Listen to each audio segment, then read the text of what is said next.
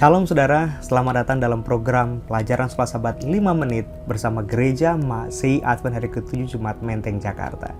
Tidak terasa kita telah tiba pada pelajaran yang ke-11 dengan tema penipuan akhir zaman. 2 Korintus 11 ayat 14 dan 15 adalah ayat tema sepanjang pekan ini. Salah satu penipuan hebat dan besar yang sedang menipu dunia, bahkan kekristenan adalah iblis menyamar sebagai malaikat terang dan pengikut-pengikutnya juga menyamar sebagai pelayan-pelayan kebenaran. Bahkan dunia kita yang sudah maju seperti sekarang ini telah dihiasi dengan industri perfilman yang tidak tanggung-tanggung menggabungkan sisi spiritual dan mistis. Mereka mencampur adukan kebenaran dengan kepalsuan. Kita pasti masih ingat kalimat kebohongan iblis di Taman Eden kepada Hawa. Katanya Hawa tidak akan mati kalau makan buah pengetahuan baik dan jahat itu. Saudaraku, kepalsuan seperti inilah yang sedang ditawarkan oleh iblis dalam buku-buku, film, dan juga ilmu pengetahuan.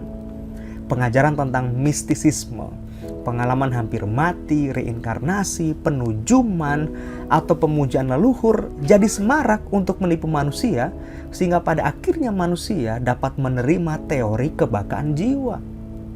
Ajaran mistisisme telah menyebar ke seluruh dunia. Bahkan dalam pandangan agama, fenomena ini sudah menjadi kebiasaan, bahkan dialami dalam pengalaman ibadah dari beberapa gereja-gereja tertentu. Ini adalah pengalaman penyatuan individu dengan sesuatu yang ilahi dalam pengertian tubuhnya dimasuki oleh roh. Wah, luar biasa sekali. Banyak sekali saudara teori keabadian jiwa yang didukung oleh pengalaman mendekati kematian. Mereka mengaku telah mengalami kematian klinis, hidup kembali, dan mereka melihat ada makhluk bercahaya yang penuh kasih dan penuh dengan kehangatan yang membuat mereka pada akhirnya dapat hidup kembali. Dan ini dianggap oleh mereka sebagai bukti yang penting bahwa ternyata pada saat manusia mati, rohnya masih hidup. Jadi bagaimana kita dapat merespons pengalaman mendekati kematian itu?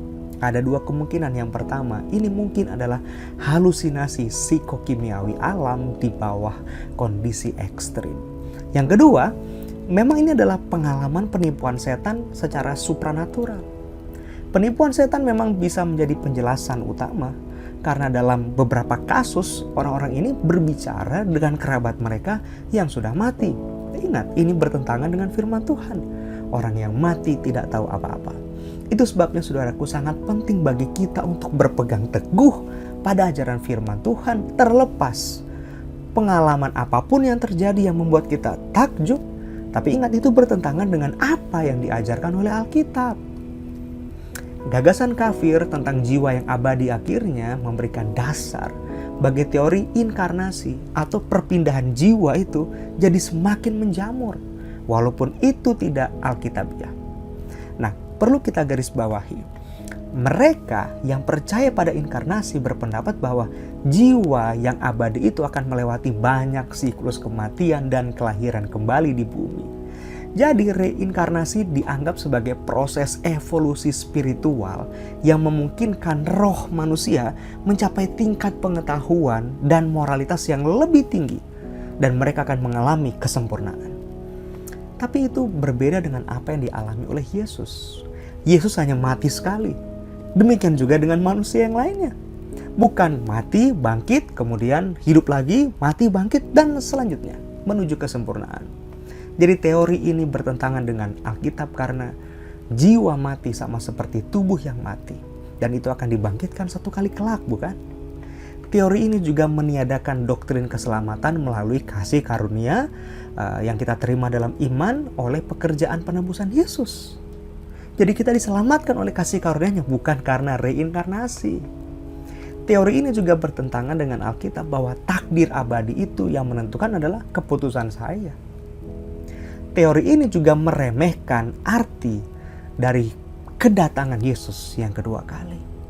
Teori ini memang menawarkan kesempurnaan setelah kematian. Tapi ingat, itu tidak dapat dilakukan oleh manusia yang fana.